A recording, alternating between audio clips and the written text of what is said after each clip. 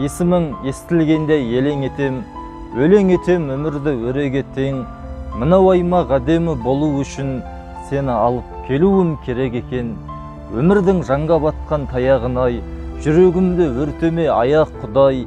Сенсіз қалған саябақ саябырсып, сайрамайды құстарда баяғыдай. Бұл кезімнің адамға ермегі дерт, сол сезімің назарын бөлмеді тек. Сарғайған жапырақтар жылап жатыр, жасыл көйлек киген қыз келмеді деп. Мына орынға содан соң отырмағам, топырлаған адам көп отырлаған. Саябақта сүреңсіз неге бүгін менің соңғы қатымдай оқылмаған.